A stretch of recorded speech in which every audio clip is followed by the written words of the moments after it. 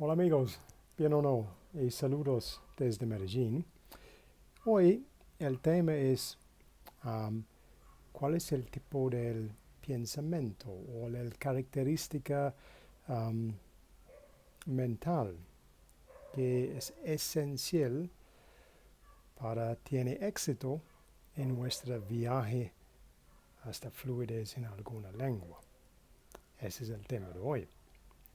So, hello, good evening. Here we are in Medellin again. Um, so the theme today is what type of thinking, what type of mentality really, what kind of mental attitude do we need to ensure our success in this journey, and it is a journey, um, towards fluency in our new language, whatever that is. Now, one thing to think about with this is that it is a journey in the sense that it's not like a short walk, it's going to take time. Because if you think carefully about it, you might not have been conscious of this at the time, but even as a child in your native language, this wasn't something you picked up in a few months. Your native language took you several years of daily practice with lots of input from all your family and relatives talking to you all day before you became, in some ways, competent at the language. Now, as we've spoken about in earlier videos on this channel, as adults, we have an advantage over that because we can, to some extent, cheat. We can shortcut some of that process. We don't have to spend 10 years getting to a particular point with it because we can focus on language that we need. We don't necessarily need to look at vocabulary we don't use, and the rules and the forms of speech we learn to express, let's say, our more specialist interests or our specialist expertise. We can take those rules if we need to in the future and apply them to new vocabulary fairly quickly with the same effect. So it's not just about, oh, I need to learn all the words available in English or Spanish. No, that's not true. We can target our study to help us. But the point is, although we can seek guidance, assistance, encouragement, different types of material, even these type of channels, this type of content, to kind of encourage us and give us tips and help and things like that, in the end, rather like working out, going to the gym, doing exercise, you can know how to do it, you can read the book, you can follow the program, you have the list, you know what exercises to do, but in the end, no one else can do the reps for you. Only you can do that. And that's the mentality, that's the kind of mental attitude you have to take to this, really, because rather like trying to stay in shape, it takes time. It's something that you can't just do in a day. You have to be persistent. You have to keep going even when you don't feel like it. But the good news about it is with consistency, keep doing the reps every day. You don't necessarily have to spend 10 hours a day studying to get to that point. If anything, that's a bit counterproductive.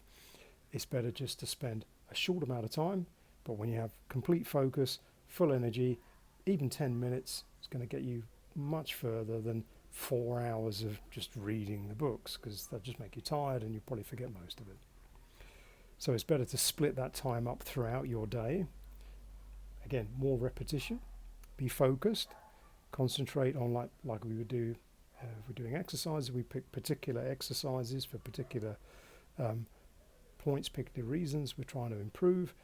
They have specific effects. So again, you can target your language to particular situations, practice those with some sense of frequency till you get kind of competent at that.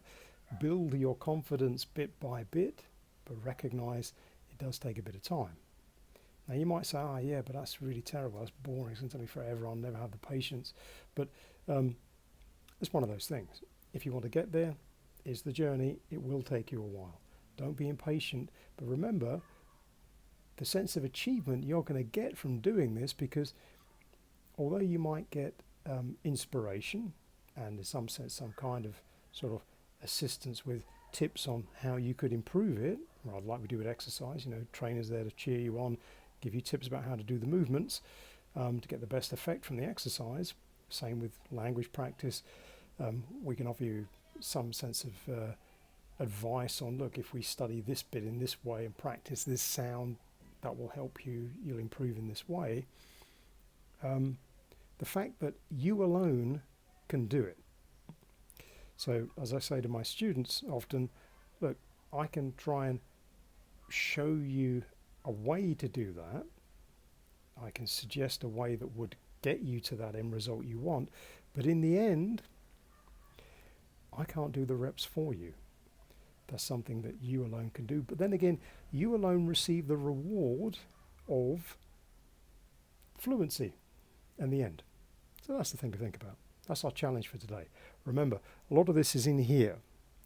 So maybe you have a sense of frustration with it. I'm not making progress, and I still feel clumsy when I'm having that conversation. It doesn't come out the way I want to say it. Well, okay. We can look at different approaches to it. Keep trying it. But the more repetition you get in over time, bit by bit, eventually, maybe by changing the exercise or changing the way you're approaching that problem, you're going to get there. It will happen.